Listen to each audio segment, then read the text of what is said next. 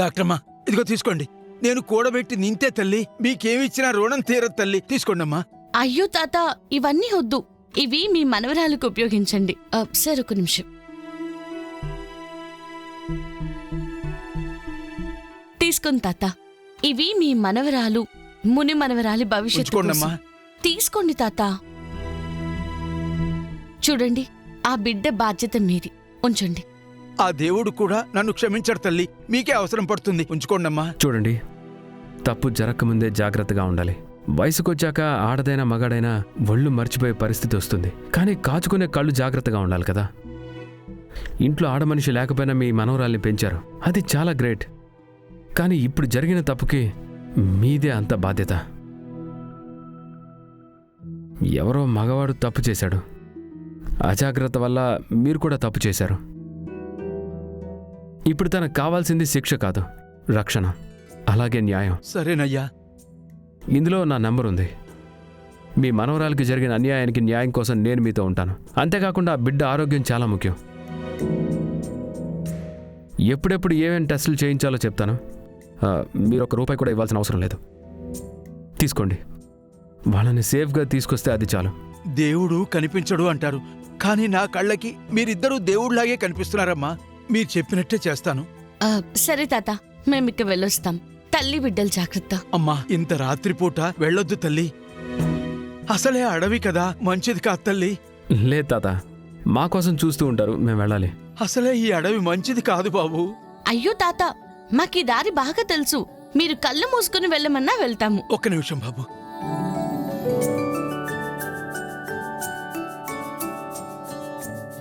తీసుకోండమ్మా. Thank you.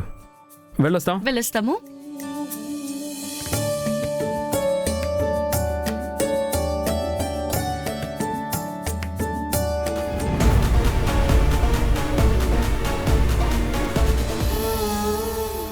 చూడు, నువ్వింక హాయిగా కళ్ళు మూసుకొని నిద్రపో. నువ్వు కళ్ళు తెరిచేసరికి నీ మనవరాలు, నా మనవడు ఇద్దరు వచ్చేస్తారు. కళ్ళ నిండా భయం నిండిపోయినప్పుడు ప్రశాంతంగా నిద్ర ఎలా పడుతుంది? తప్పు చేసిన వాళ్ళకి నిద్ర పడుతుందా లచ్చి?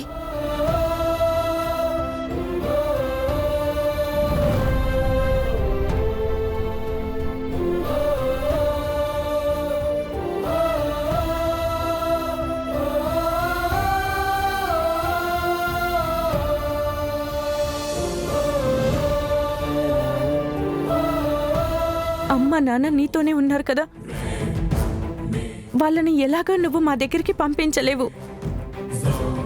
కానీ ఇప్పుడు నా శాంతికి, నా చెల్లికి ఒక చిన్న హాని ఏదైనా జరిగినా నేను ఊరుకోను. ఇంతకాలం చేతులు మొక్కి వేడుకున్నాను నిన్ను, కానీ ఇప్పుడు కోపంతో అడుగుతున్నాను. దయచేసి ఈ విషయంలో నాకు ఎలాంటి పరీక్షలు పెట్టొద్దు. పెద్దమ్మా, అన్నయ్యకి నిధికి ఏం కాదు కదా? మన కర్ణ అన్ని రకాల కష్టాలు చూశాడు రాధిక. వాడు ఈ గండాన్ని ఎదిరించి నిధిని క్షేమంగా తిరిగి తీసుకొస్తాడు.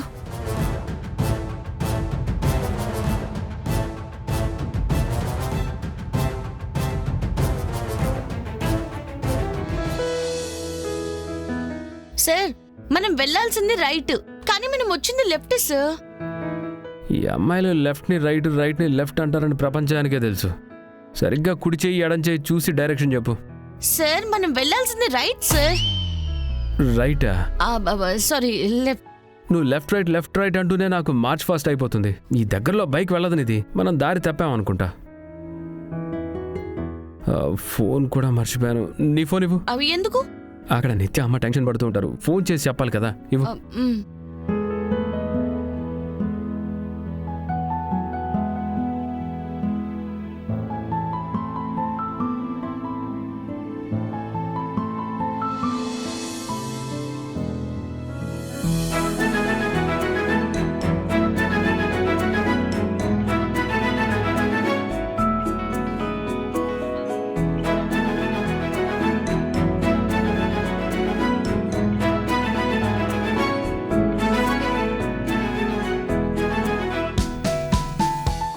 నెట్వర్క్ కూడా దొరకట్లేదు. సార్ మీకు ఒకటి చూపించాలి, రండి రండి సార్. నిధి అక్కడేం చేస్తున్నావు? వచ్చే నువ్వు. అయ్యో సార్ రండి సార్, రండి ఎక్కడికి? రండి సార్ చెప్తాను. హే జాగ్రత్త.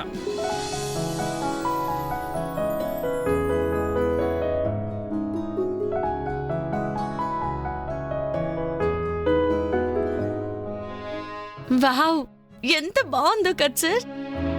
పర్లేదు నిధి, మంచి ప్లేస్లోనే తప్పిపోయాం. మీరెంత రొమాంటికో అని చెప్పుకోవడం కోసం దారి తప్పమని అబద్ధం చెప్తున్నారు. ఏంటది గొనుక్కుంటున్నావు? నేనేమనలేదబ్బా, అయినా మీకు వినిపించిందంటే నా మనసులో మాట ఏమైనా వినిపిస్తుందేమో అని. వినిపించాల్సిందే నీకు సరిగ్గా వినిపించకపోతే ఇంక నేనేం చేయగలను? సార్ ఏమైనా అన్నారా?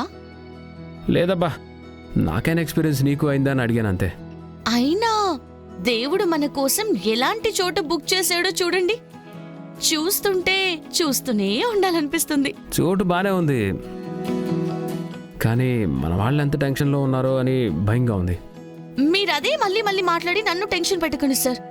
ఇప్పుడిక్కడ నిలబడి ఆలోచిస్తే ఏమైనా ఉపయోగం ఉందా? లేదు కదా.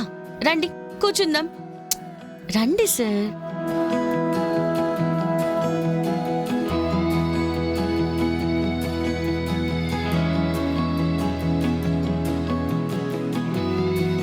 సార్ మీరు గాలిపటం మూవీ చూసారా?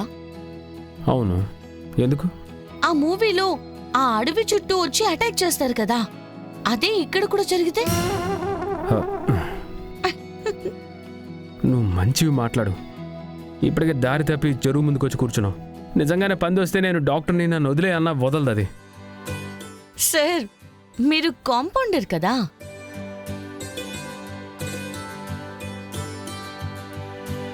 నిజంగా థ్యాంక్ యూ సార్. నా మీద మీకు నమ్మకం ఉన్నందుకు. It's okay.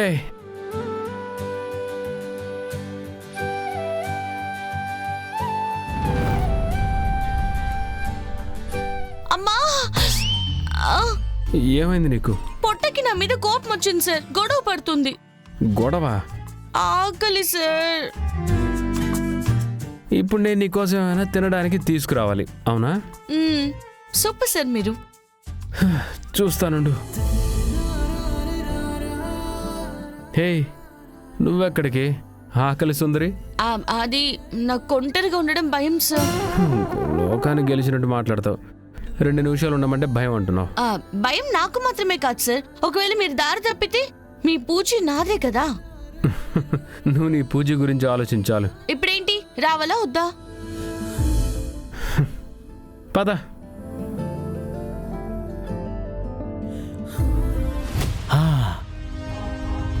చూసారా, తనే మంచి ఐడియా ఇచ్చింది.